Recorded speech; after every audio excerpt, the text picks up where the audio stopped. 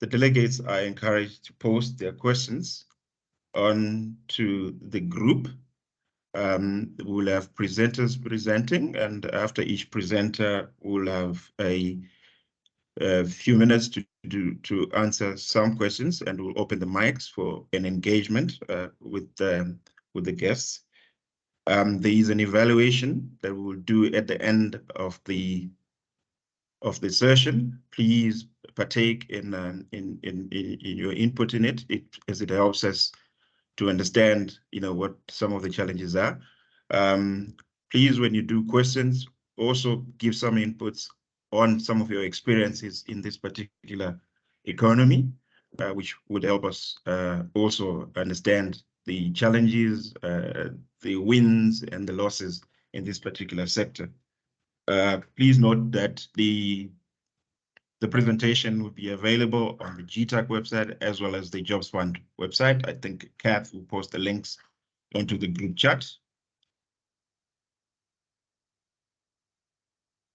I'll start with the context of the Jobs Fund. The Jobs Fund was capitalized with 9 billion Rand in 2011. And it came in the context of some, challenges in employment creation. Some of these challenges were around lack of innovative and flexible public instruments to leverage private sector resources and suggest new solutions for employment creation. We are a program that sits in the National Treasury for administrative purposes, and we located within the GTAC. Our approach is really to test innovative approaches to job creation, right, which looks at supply and demand side of labor market. We work on risk share, which means whoever we are partnering or we are providing grant to must bring some skin in the game in terms of funding for the programs that we want to fund as the Jobs Fund. We encourage wider market adoption of challenge fund principles, which means whatever projects that will be funded by the Jobs Fund go through the principles of a challenge fund. Only the projects that are considered the best in the sector and in the environment in which they are impacting the economy and the beneficiaries would be funded. We work with intermediaries who do the actual implementation of the project, and we fund manage. One of the key pillars of the Jobs Fund is really knowledge exchange, which is really the reason why we are here.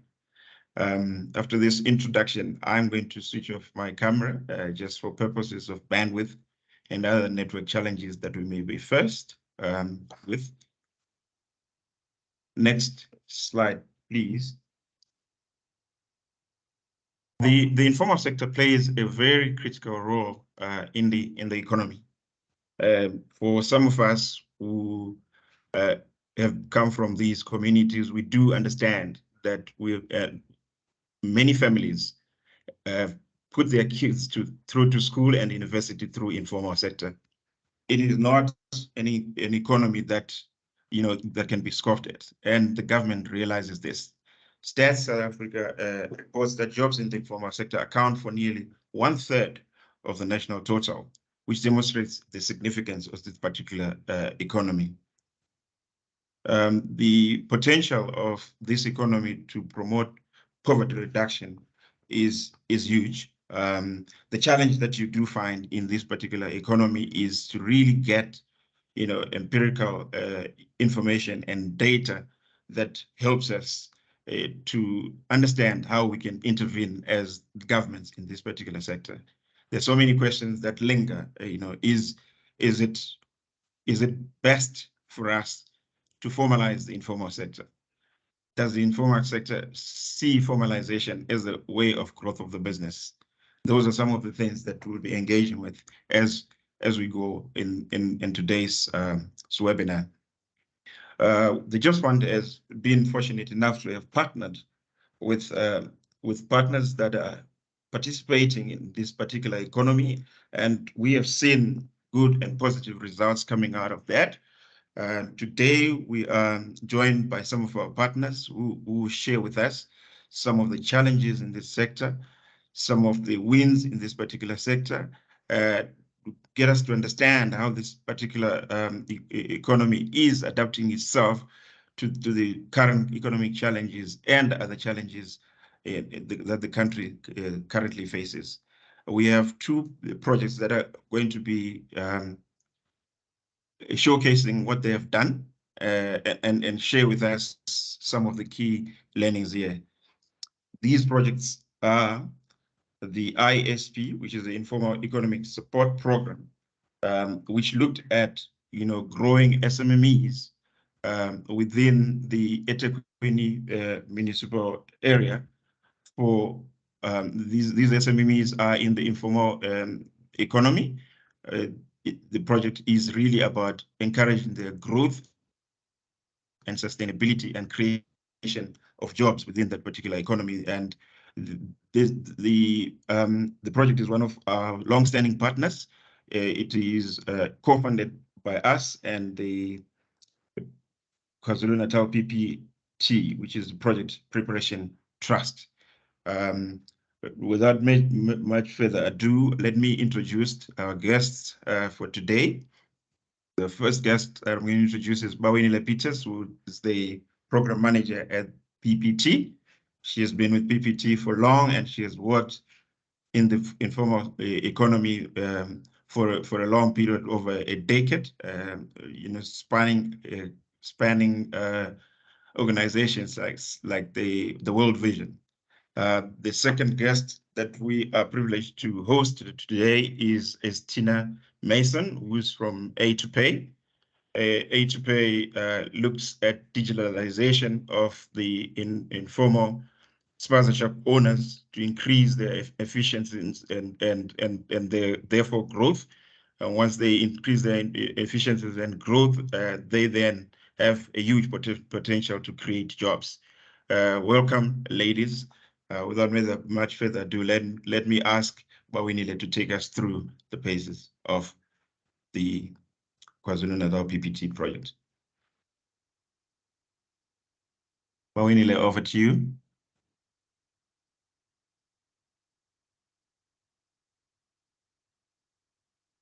You are on mute. Bawinile, you are on mute. Okay, thank you. Thanks, Hilton, for the introduction, and good afternoon, ladies and gentlemen. Before we proceed, I would like to request that I switch off my camera. Okay, as introduced, my name is Bawinile. I'm the program manager for the Informal Economy Support Program. Next slide, please.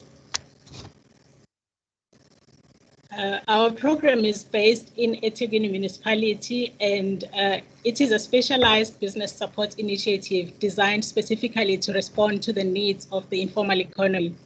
The project is managed and operated by Project Preparation Trust, and our target population is the micro and informal enterprises, which we then refer to as MIEs, and we also target the entrepreneurs who run these businesses.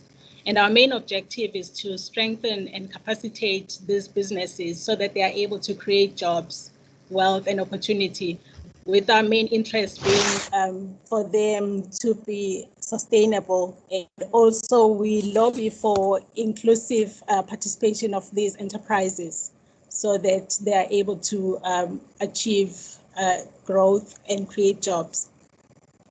The program is designed to provide specialist capacity in the form of mentorship to these businesses. And we collaborate with various municipal departments, including eThekwini municipalities, business support unit, as well as the economic development unit. There's also the private sector companies, as well as other external service providers. And we also create systems that are necessary for these businesses to unlock business growth and job creation. The program is currently in its third phase. We had the pilot phase, which ran from 2013 to 2016, and then had a successful phase 2 from 2018 to 2021. which was funded by eThekwini Municipality, the Jobs Fund, as well as Department of Small Business Development. And we are currently funded by eThekwini as well, the Industrial Development Corporation, as well as the Jobs Fund. Next slide, please.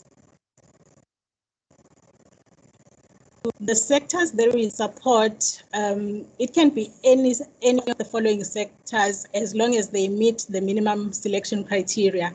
And some of these include the manufacturing, where there's clothing, fashion accessories, furniture, etc.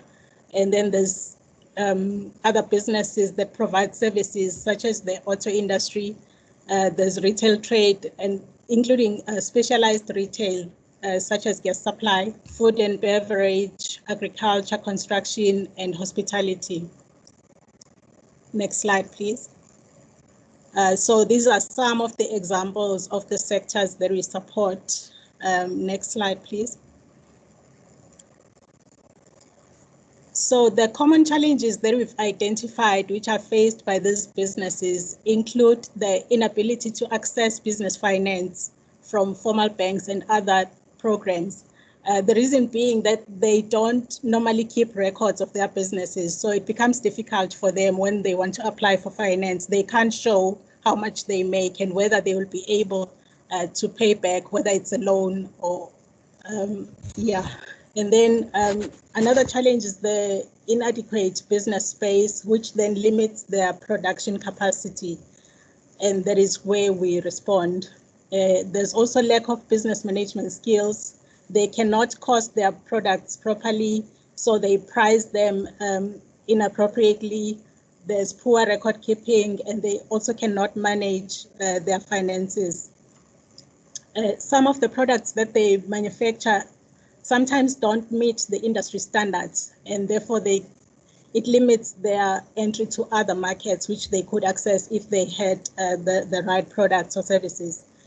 They also struggle to market their businesses and finding new customers because their negotiation skills in terms of contracts is limited.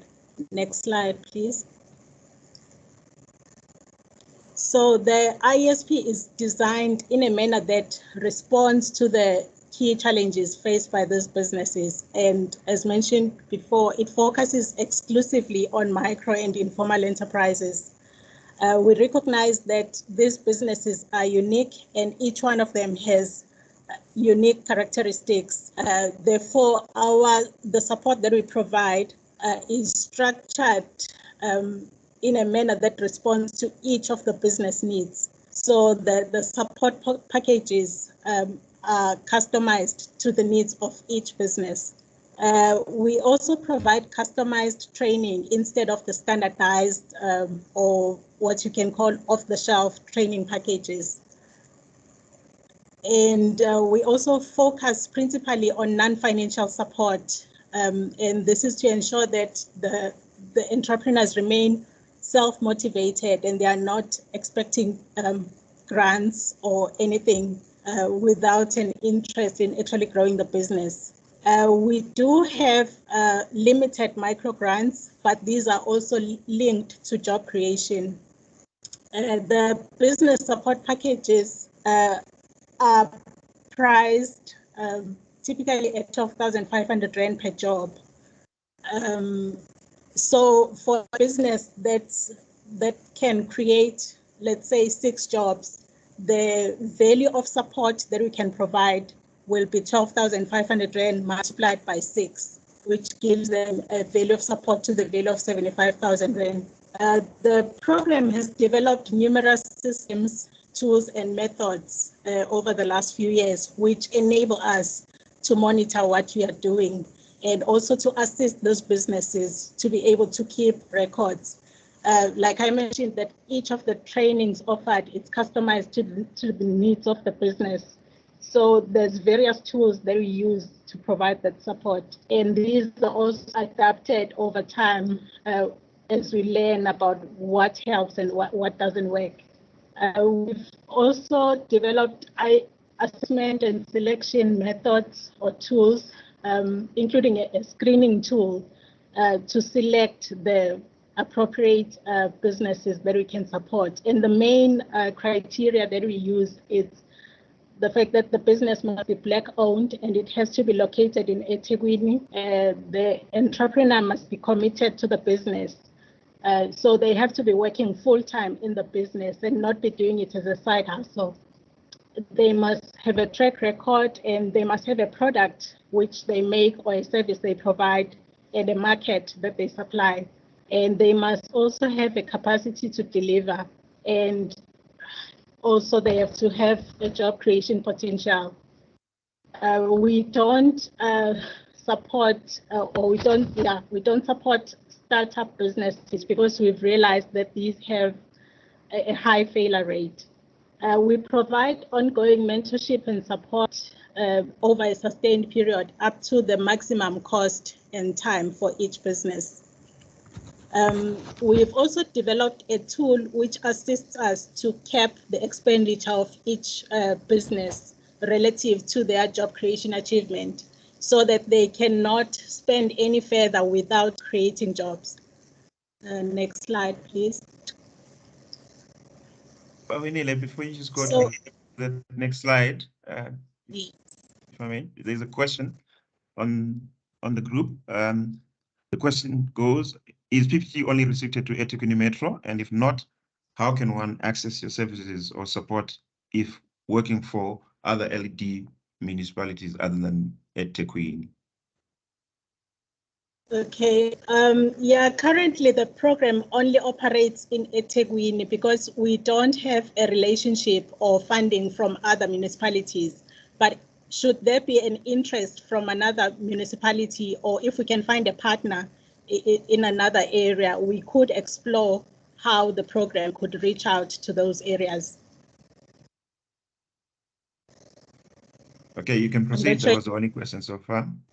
Okay, thank you. So some of the services that we provide include, we start with a business assessment. After we've screened the applicant, we start with an assessment which helps us to understand the needs of the particular business.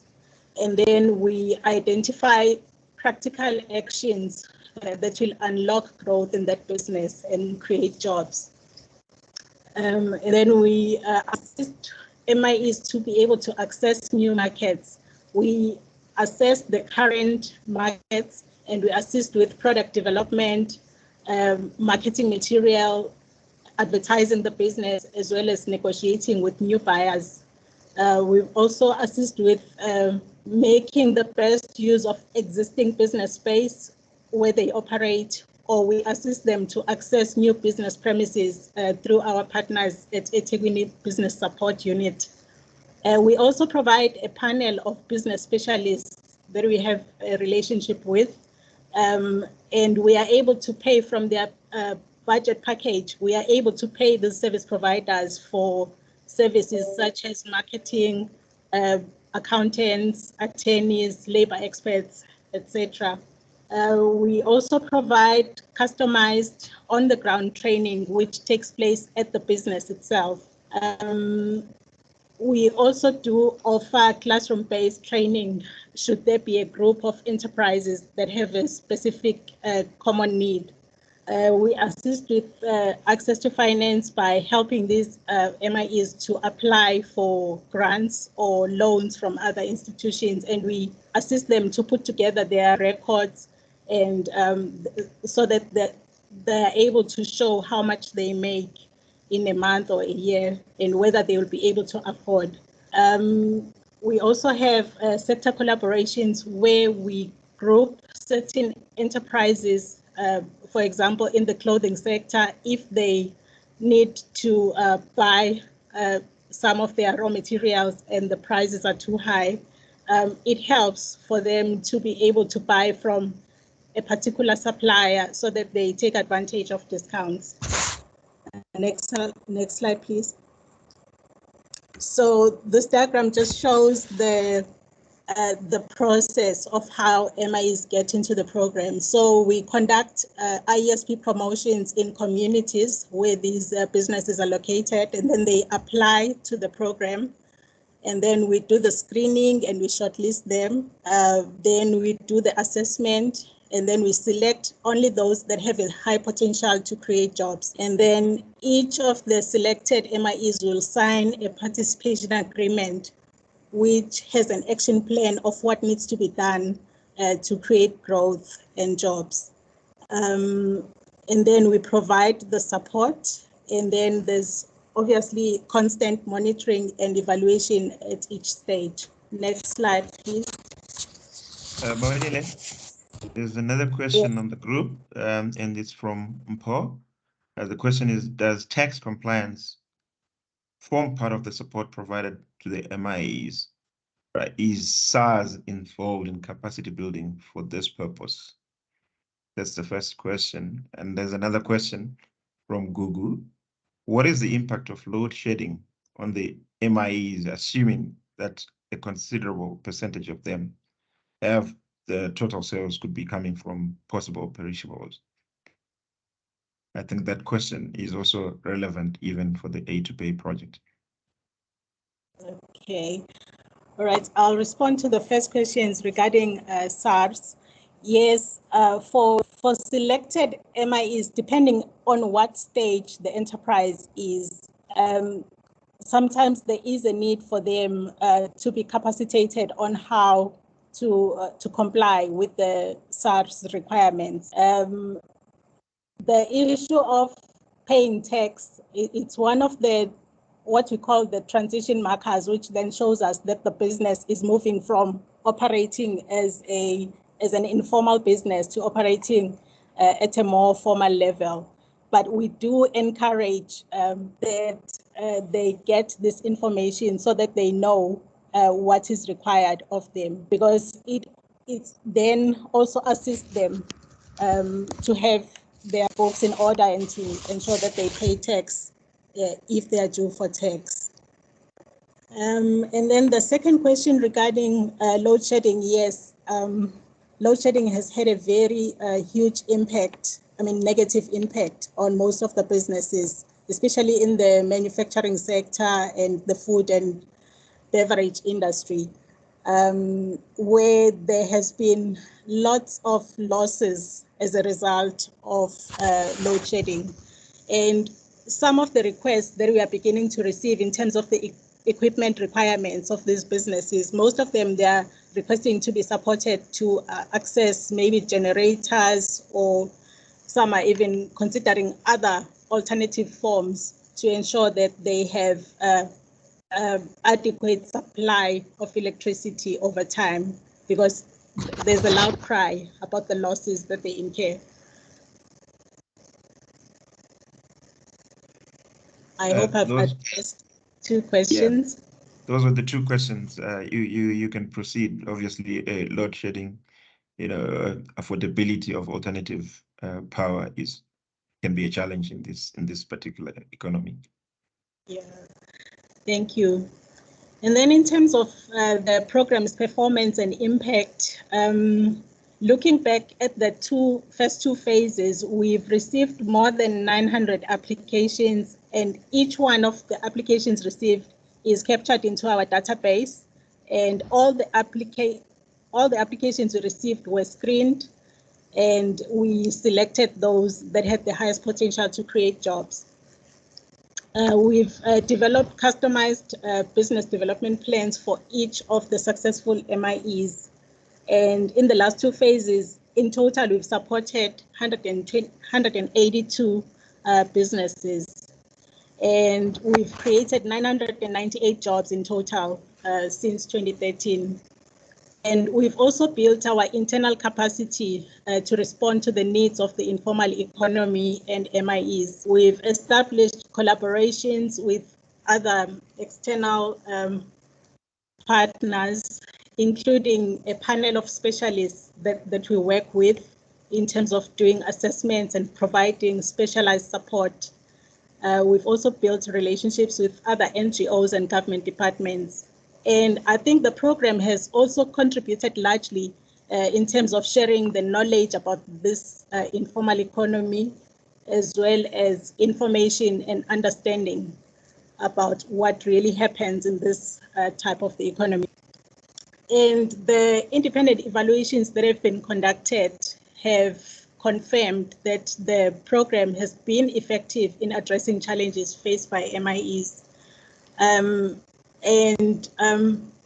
Some of the key job creation triggers that were identified include the assistance with branding and marketing, the access to finance, which they use to purchase equipment.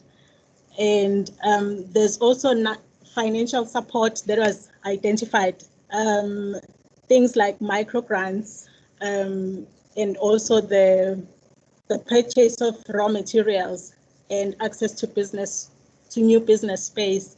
And these have contributed largely to the growth and job creation. The ISP specialists have also been assisting entrepreneurs to apply for other grant funding, such as the Operation Vula Fund, as well as the DSPD's Cooperative Incentive Scheme, which enable these businesses to be able to buy additional equipment as well as business vehicles. Next slide, please.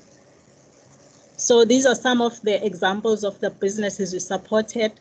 I think in the interest of time, I will just talk about this one particular, but there is another slide with another business.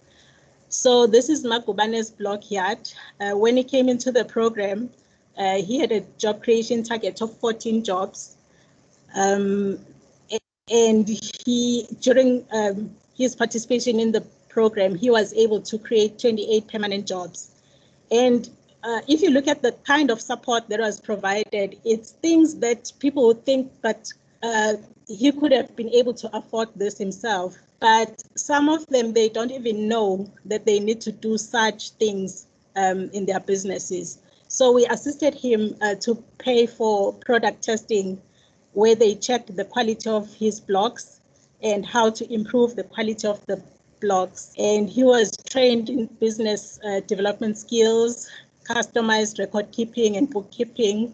And he was also advised to increase the size of the slab where he operates.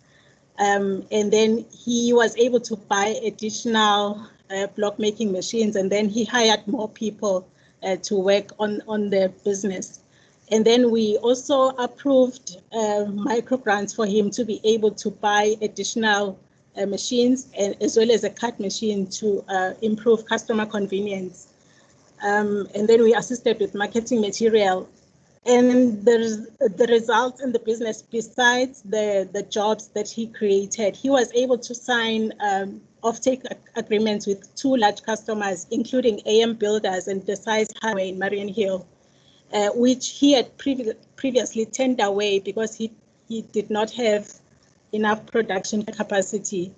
And he's since been able to save money, and he bought himself a truck, which he uses to do deliveries. And that meant employing a driver. And he has also built his own offices on site where customers are received. He bought computers for his admin staff. So this is where we see the value that we've added in this business. Next slide, please. Okay, maybe we can skip this example. Yeah, well, I think we need to just pace up for time. But okay. Go ahead. All right, thanks.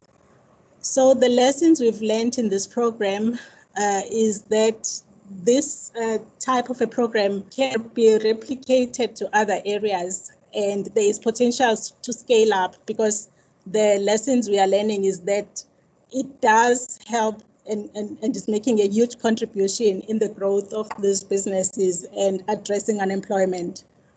And we've also found that the program is cost effective in terms of what we put in and the value in terms of job creation. The program has also created new methods, learning, knowledge, and awareness regarding the diversity and the importance of the informal economy. And we've learned that financial support alone does not automatically result in job creation, but instead the role of the specialist in the form of mentorship, as well as the quality of the mentorship or non-financial support, and the commitment of the entrepreneur is very critical. We noticed this because some of the MIEs were able to meet their job creation targets even before they were awarded a micro grant. And then the job creation potential varies across sectors, with manufacturing, services, food and beverage, as well as agriculture showing the highest potential. But variations have also been noted within the same sector, and these are attributable to the quality of support that each business receives, as well as the commitment of the entrepreneur. We've also learned that MIEs are resilient and they are adaptable to shocks and setbacks based on the COVID-19 lockdown, the looting, as well as the floods. They were able to recover faster than big business. And then our success rate in phase 2, we noted that 70% of the MIEs that we supported to create jobs, they were able to create jobs. And 66% of these created more than 5 jobs each. And 31% created 10 and more jobs. And the highest number of jobs that were created by one MIE is 65. And this was in the waste recycling business. Next slide, please. Okay, these are just examples of some of the MIEs we supported. Next slide. Yeah, these are just examples. Next slide, please. So in terms of challenges and recommendations, there still remains some challenges in this sector. The main one being that of premature formalization of the businesses, especially they are required to formalize or to register their business and be compliant with SARS and labor, especially when they want to apply for financial support. And this results in them having to deal with compliance requirements, which they are not ready for. But for those MIEs that are ready for formalization, we are aware that this can create significant benefits for them, especially in terms of accessing capital funding, as well as accessing bigger market opportunities. For example, if they are registered on CSD, then they are able to get business from the state as well. And the program prepares these businesses for this kind of growth. And then the issue of financial and non-financial support, this one, we cannot divorce one from the other. It has to go hand in hand. We strongly believe that the role of mentorship in each business is very critical. We cannot provide funding and then think the business will grow. And then the informal sector also operates differently. This is one of the things we need to understand about this sector, that they do not fit the normal working hours of formal jobs. And also their rate of pay is not always calculated per hour, but it's calculated per output or per batch of work. For example, in the manufacturing businesses, people are usually paid according to, let's say if they are manufacturing aprons, the pay will be dependent on the employee being able to produce 100 aprons, say, in a week, and then they are paid a particular amount. So in closing, I would say regulating the informal sector's rate of pay could result in negative outcomes. So an engagement needs to happen with the entrepreneurs to understand what works and what does not work for them and their employees. Next slide, please. Oh, okay, I think I'm done. Thank you very much. I'll take the questions. Thank you, Winile. We will allow for 3 to 5 minutes of questions, if there are any. See, there's a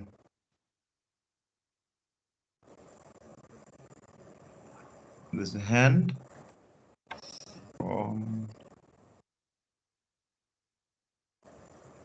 Can you go ahead, please? I seem not to pick who's raising hand.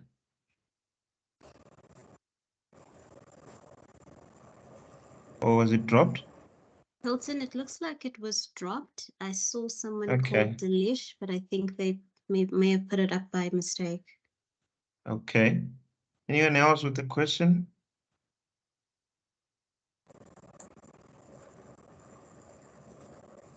Once, twice? Okay. Thank you, Vanille. We will then move on to Tina Mason from HPay, which is one of our projects and our partners for a long period of time. Tina, over to you.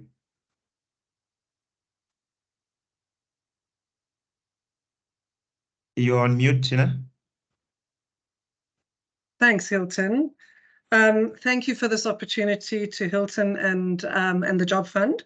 And good afternoon to everyone. Bawenile, it's heartening to see similar themes running between our two presentations.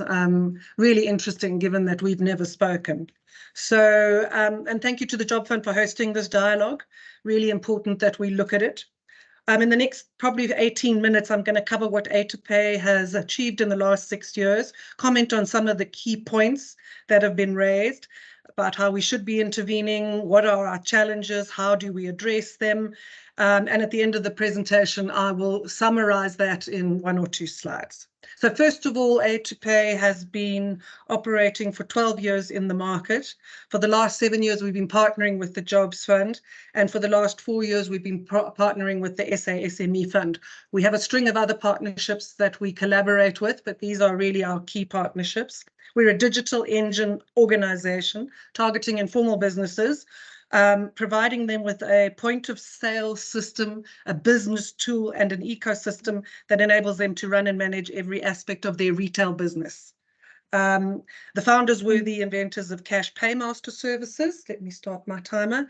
And currently we have 5,600 independent retailers that we have onboarded onto the A2Pay platform, and we transact about 2 billion annually.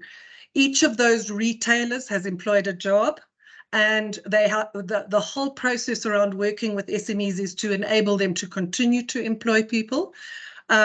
Typically, some merchants employ 3, some 8, some more than that, but the average is 2 people within a spaza shop. We concentrate on grocery, mini wholesaler, fast food spaza, butchers, bakers, hardware stores, pretty much anything in the retail environment. Could I have the next slide? A2Pay has grown from about 15 people when I joined to over 100 now. At its core, our business purpose is to improve the sustainability of those SMEs operating in the primary market. I'll explain my language there, capacitating economic growth within those communities. But this has been done through the application of technology, skills transfer through education, mentoring, and the provision of capital, which has been critical in enabling sustainable job creation. The lowest common denominator of data, which is the heart of the A2Pay business, is behavior. And it took us a while to understand that, in fact, the training isn't a strong enough term. What you want to look at is behavior change in terms of actually people running a business. If we can go to the next slide. I'm probably going to be repeating stuff that people know, so forgive me, but the landscape is one of the reasons corporate entities are interested in working in this environment. Just some background. We have 30 to 40 businesses per 1,000 people in a township. Whenever we go into the township, I say to people, take a calculator. Every time you pass a spaza shop, go 20,000, 30,000, 40,000, 50,000, 60,000, and on the 10th one, do 150,000, and repeat that to get an idea of how many transactions are made in this market. This translates into about 800,000 businesses in the primary market. I use the term primary as opposed to informal, as opposed to invisible, as opposed to township, because it somehow shakes us up about our assessments and our assumptions on this particular market, this critical market. There are probably about 300,000 small SMEs, spaza type businesses that can employ 2, 3, or 4 people. Small enterprises employ 50 or 60% of the country's workforce, and we really need to concentrate on enabling those so that we can address the unemployment issues. And the potential for the primary market, if you envisage the reduction of some of their structural challenges, is enormous. So let's move on to the next slide. I want to create a scenario here. We had a woman in Tembiso who was running a business, perfect location, and wasn't aware that she was doing 250,000 Rand a month. We put in our point of sale device, and then got her operator, which was the job creator, to put the disciplines in place. And we had to call her and say, why aren't you at your place of work? And she had a formal job. She had no idea what her earning capacity was. She subsequently came back to the business and has grown her business into 400, 500, or 600,000 Rand a month. She employs 8 to 12 people and an au pair. Quite remarkable. So what we found is that the majority of entrepreneurs who are able to survive for 2 years running an SME do so without any of the infrastructure that we take for granted, and that many of them have the transferable skills necessary to take advantage of technology, training, mentoring, and access to capital. So any SME, be it in the so-called formal or informal sectors or the primary market, really wants value-add relevant business solutions and skills transfer that support their growth and enable their development. Just a word on behavior change. It does not happen quickly, and time is important here. Can we go to the next slide?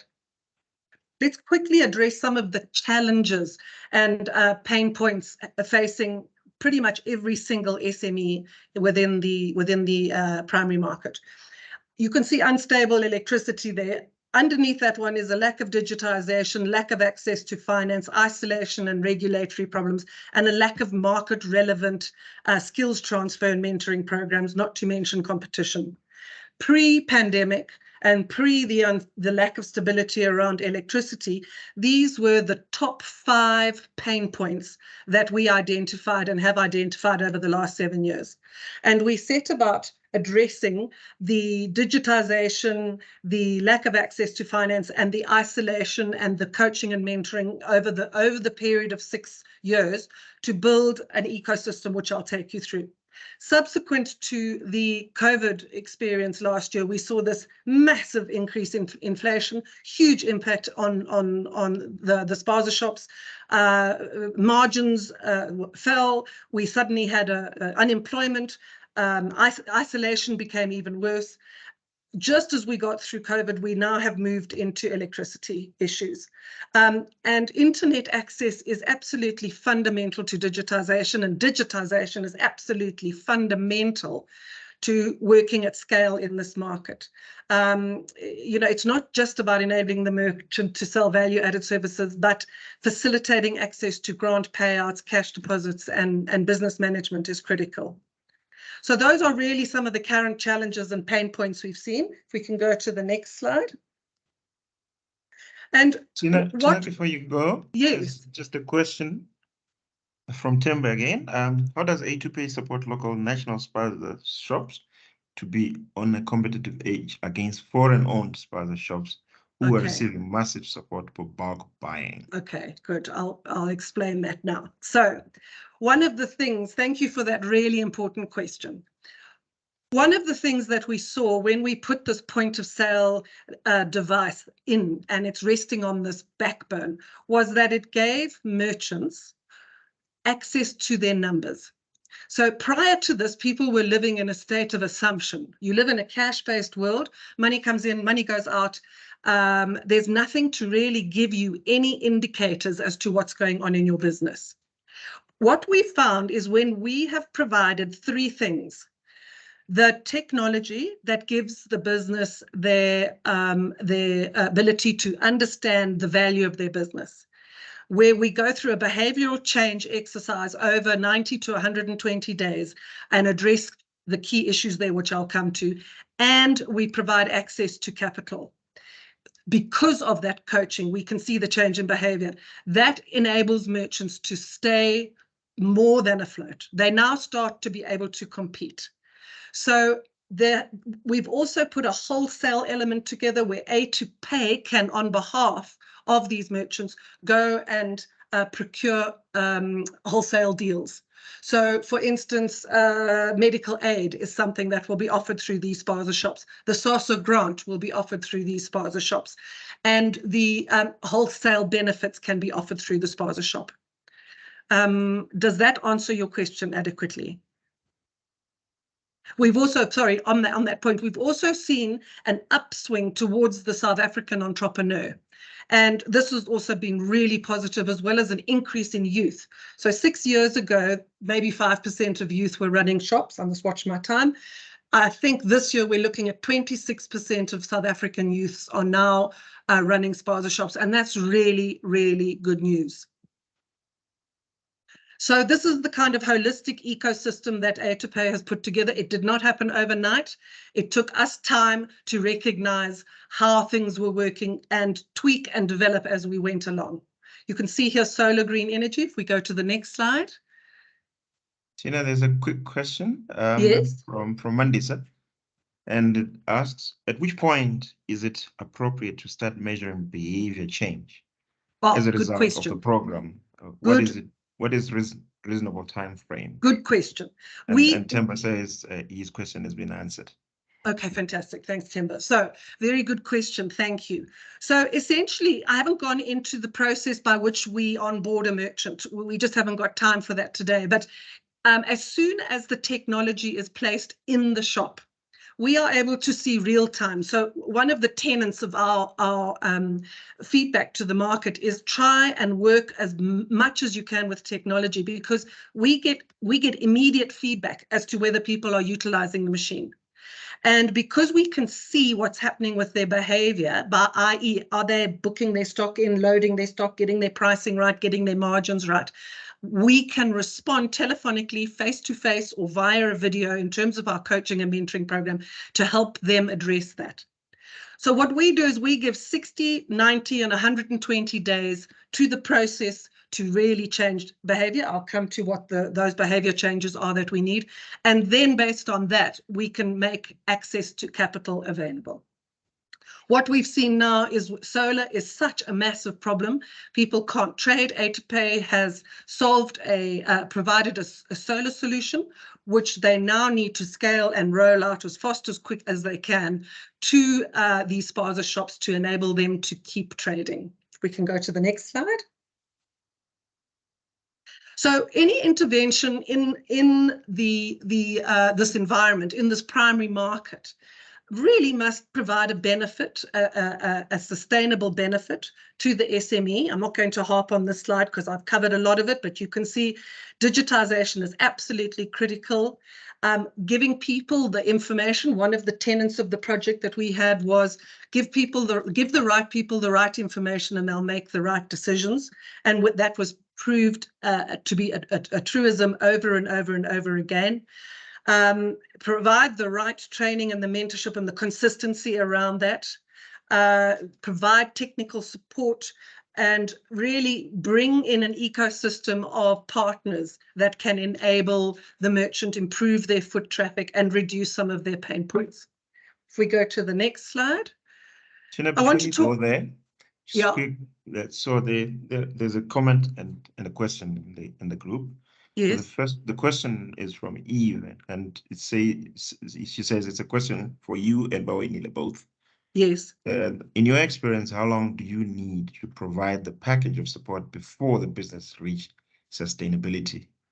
That's the question. And the comment from Temba again is he's interested in how them as municipalities can access services of A2Pay for spaza shops in their portfolio. Okay. First of all, let me say to Temba, I'm happy to reach out to you. We've been working very closely with Ekurhuleni municipality, so we are really happy to work with municipalities. We've run a successful project with them. With regards to the first question, I'm very conscious of time here. It depends on the merchant. What we found is that as soon as someone has onboarded the right behaviors, just let's talk about the 3 key behaviors here: cash to digital, retail disciplines, and numeracy. It mirrors what my colleague was saying at the beginning, that in fact there's an unawareness, a lack of understanding about what actually goes into running a business. And once you get the cash to digital retail disciplines and numeracy with some financial literacy, we then are able to watch that business thrive. So we work on 120 days, depends. Some merchants are quicker, some merchants catch on 60 days. They've been operating like this. Some of our merchants take 120 days. It's really to see the turnover levels of the particular shop. If we just go to the last couple of slides, so go to the next one, Hilton. So access to capital is essential. This is what we learned. We learned that, in fact, digitization is one element, all right? But this market has had massive amounts of technology thrown at it and massive amounts of enterprise development and skills transfer thrown at it. And there's always been a finite period, number one, and often they haven't come together collaboratively. So in our opinion, we've been able to move this quickly because we've had technology and we've done the heavy lifting related to the coaching and the training. So we partnered with SA SME in 2019. We opened a financial services company, which has got a developmental credit license. And we then started to provide loans to our merchants once we could see that their behavior had changed. And that we could tell from the device, we could tell from what was going on in and out of the device. We learned an enormous amount about loans. There is a huge fear of credit and loans in the market. Formal institutions aren't able to provide, just like Banaliwe said, most SMEs don't have formal records, and other entities that are supposed to support SMEs have great difficulty moving capital down to them. We've learned in the region of about 40 million rand to probably 800 different loans over that period, with 400 different spaza shops. Our average loan is 37K. The average payback period is 6 months. We do a daily deductions and 4% default rate. If we go to the next slide, I may get it in 20 minutes. Access to capital and short-term and long-term impact. What we have found is that data shows an 87% improvement in turnover after accessing capital. We get a 90% adoption and retention on disciplines. So once you've gone through the heavy lifting of digitizing and getting people's those 3 core behavioral modules embedded, and the tool is embedded into the business, you then see this 87% increase, and it is sustained. We would argue that what has been healthy is that many of our merchants have opened up additional revenue streams, which mitigates their risk. So back rooms and or a car wash and or a wholesale environment. And that's been very successful. So capital has to be part of any offering focusing on enterprise development of SMEs, we would argue, but not on its own. And I really support that point that there is not enough understanding about how capital works. You have to go through the learning process. Next slide. If we could have the next slide, please. Okay. I think are we stuck? Hilton, or have you lost me? Sane, can you move the slides? Maybe she's struggling. Yeah. Okay. Okay, there you go. Okay, just go back to one before that and I can close off one before that. Just one before this. Okay, there we go. Just some of the elements required for being successful with an intervention, either a social entrepreneur or a commercial business. Inspired leadership and a long-term view. 10,000 hours applies to success in any other market. It applies in this one as well. Strongest possible commitment to customer relations and just not customer service. Awareness that the costs involved in working in the informal sector are often at odds with conventional commercial endeavors and thinking. Flexibility is required. Please avoid hypnosis by spreadsheet at all costs. Craft a customer journey, pick a lane. It can't be all things to all people. Technology is utterly imperative. It's a balancing act as well. You've got to do impact, scale, costs, time, R&D, and importantly, people. Access to capital and credit awareness and wellness training is critical, and measure everything. And there we go. That was done. Thank you, everybody. And I just want to thank the Job Fund. There we go. Thank you, Hilton. Thank you, Tina. But before you go off, there's a question from Vuyo. Yes. And it's a question for both you and Bowenile, right? Then the question says, how would you characterize job creation potential in the primary market, as you call it, Yes. in the short to medium term? How should government and the private sector continue to invest in this sector? Are there sustainable jobs to be had? So it's 3 questions in one post.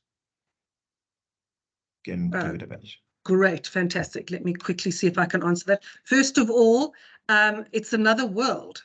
I consider myself to be township savvy now. I think I've traveled and visited more townships in this job, and it's been really an eye-opener.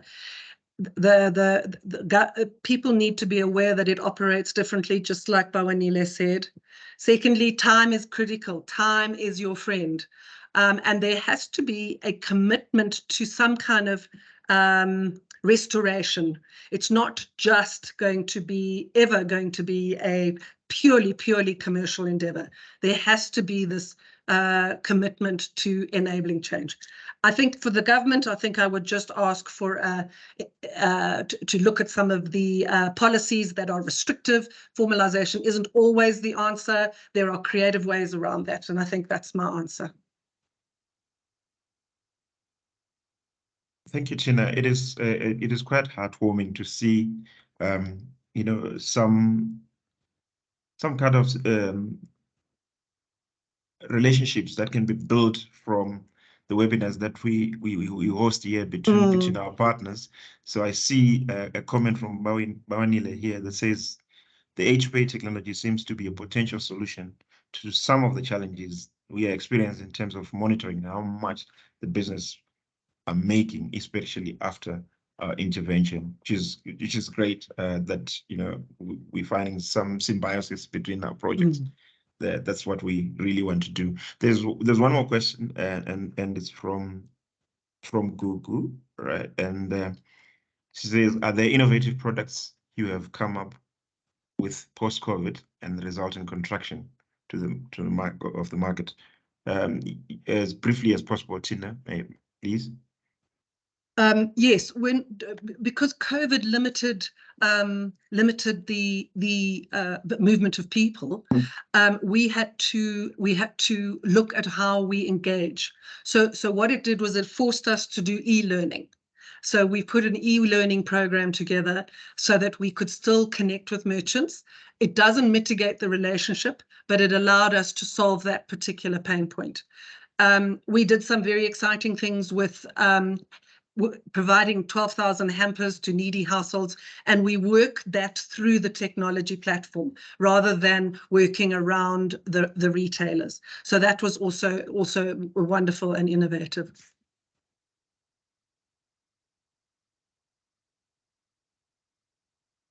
I think that's me, Hilton. Thank you, Tina. 2 minutes. Are there any other questions? Mic is open to ask questions. It's a quick one for me. Go right ahead. Maybe you might need to say your name because I'm not picking it up. Okay, it's Shadrach. Okay. So, ma'am, it was going to be further to what Spokers had raised, but I think the Jobs Fund has made some concessions in terms of recognizing informal sector jobs. I just wanted to hear like a general feedback from the two presenters, what extent this has enabled their reporting with regard to jobs.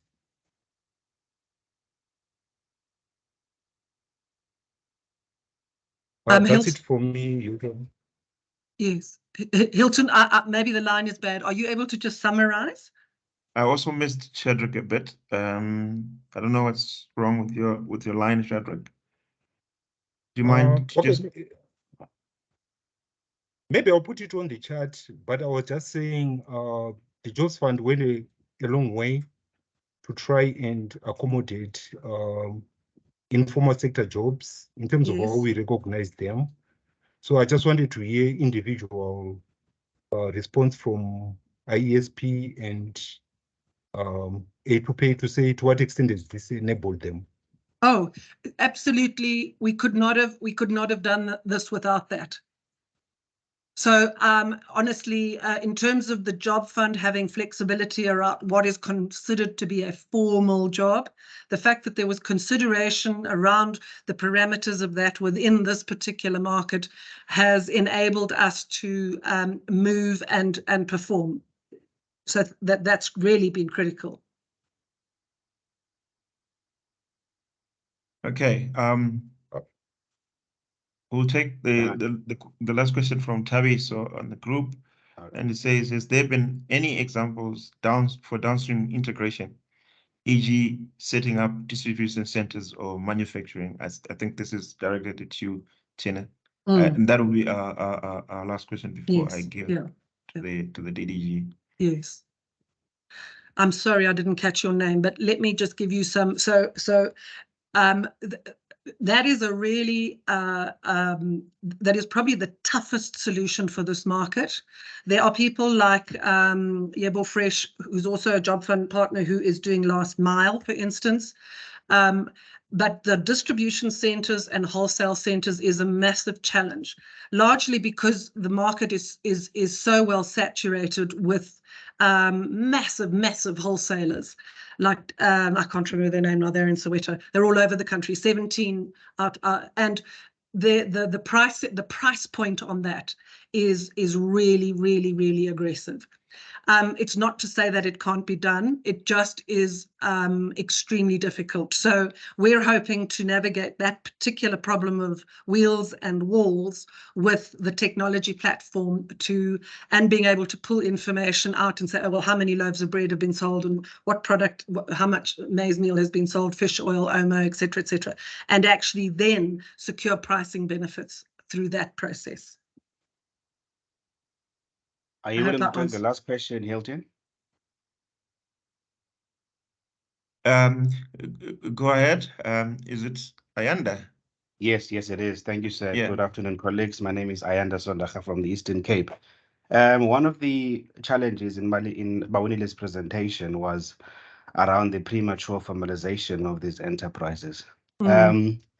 It does appear on the ground from the kind of work that we do that really there seems to be some cost involved in terms of compliance for small businesses. And to a greater degree, there is a general lack of interest from enterprises to formalize. Of course, citing the, that the formalization itself is pointless for them, besides the fact that it is costly, especially for your enterprises located in your, far-flung areas, rural spaces, and informal settlements, where for businesses themselves to formalize or to even access a form, they will have to travel quite a distance. Yes. Now, general question that we really have to tackle as the enterprise development fraternity is, should we really be encouraging our informal traders to formalize? What is the benefit? What is the benefit for them, besides, us as government getting some taxes and revenues from enterprises themselves? Because from where I'm standing, yes, we may be saying that it's actually very easy for them to access some of the funding instruments and some of the assistance to businesses that government and government agencies do have for businesses. But to what extent is that reality? Some of these businesses really are not really interested to formalize because they don't see benefit. How should we as a fraternity tackle this one issue? Thank you very much. Do you want to take it, Tina, or very quickly, because I thought Bawanile summed it up beautifully. She used the word premature formalization.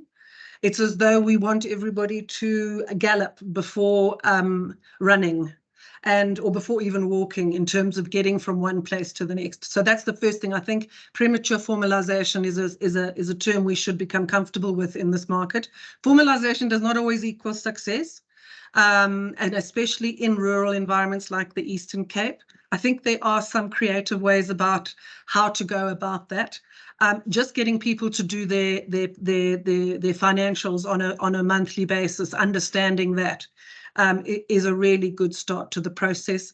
I do think people could be more creative. I think where pricing could be deferred for X number of years, and support could be given to rather than expecting the SME to do it, it becomes something that the merchant is supported.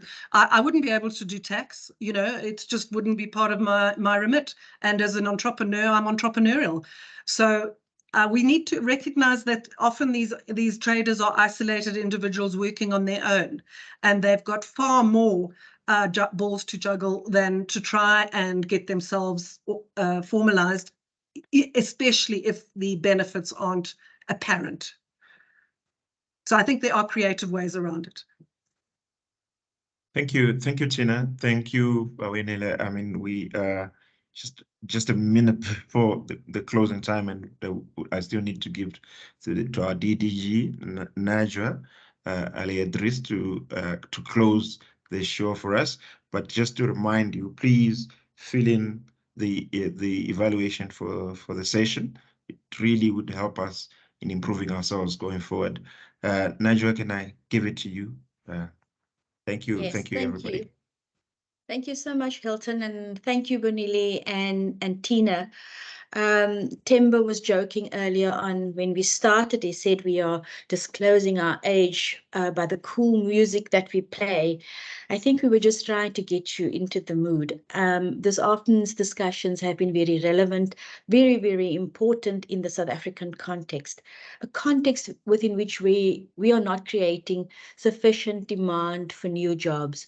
So the primary market is a key sector and area that we have to develop, and we have to think carefully about what barriers are being confronted by those enterprises in the primary market.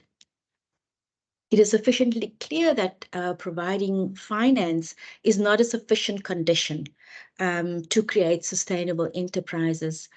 The speakers have also spoken about the timeframes in this climate in which we are currently operating. Everybody wants a silver bullet. Everybody wants a solution for getting mass employment going in the country. But what is very, very clear from both presentations is that finance is not a sufficient condition, that you need a broad spectrum of support, and often that support must be tailor-made to that micro enterprise and to offer them what they need and not what we as providers of support deem appropriate, because we have some kind of program that we have developed, and now we just believe that we roll it out and everybody would then benefit from that. It is clear, though, as well, that if you're going to be building resilient enterprises, you can't just come in, you know, dash in, drop down from 20,000 feet, you know, provide your service offering and dash off again. You have to walk the journey with that enterprise. Often it's a lonely place for people, and you just have to also provide that kind of sounding board to them. And I'm sure Bonile and Tina will say many of the enterprises that they support, how important it is for those enterprises to be able to know that there's a place that they can go to have a conversation when they are stuck. But key for us is to understand finance on its own is not sufficient. You need an array of services that ensures that there is resilient enterprises being built. You must be in it for the long run. There are no quick fixes. Which brings me to another point. Another thing we like to bandy about in South Africa is, oh, how do we achieve scale? Oh my God, it's like the holy grail. What is it that we can actually scale? What is it that we mean by scale? In the example that Bonele presented, there's obviously opportunity for replication. There's opportunity for individual enterprises to be able to scale their operations. But if you have seen anything in the presentations this afternoon, it has been about being able to make specific areas of support available when it is necessary. Now, how do we then scale tailor-made support? That is the challenge for us as government. It is the challenge for us as providers of support to the primary market. There are very many barriers that those enterprises face. Now you want to put on top of that and you say to them, well, scale your operations. I think firstly, we have to think, what does scale mean within the primary market? Yes, we can replicate good models. Yes, we can provide the necessary support. But is it also appropriate to expect scale? So I challenge everyone on this call this afternoon to think carefully about this assumption that everything we have to do must be scaled. If that is going to be our primary objective, we're almost certainly going to miss an opportunity to build resilience within the primary market, and that way ensure that you have resilient businesses, you have resilience in the demand for labor that you start creating by having those resilient businesses. So let me say to all of you, thank you so much for your participation. Thank you so much for all the questions, the interaction, to Hilton for holding this space, to Tina and Bonile for doing such excellent presentations. We invite you to complete the evaluation form. We really do want to do better next time round. So please give us your opinion on your experiences of this afternoon's webinar. I wish you a peaceful and rejuvenating weekend, and perhaps my team will play that smooth music again for you, Timber, to get you into the mood. Thank you, everybody. Take care. Have a good one. Bye-bye. Thank you all.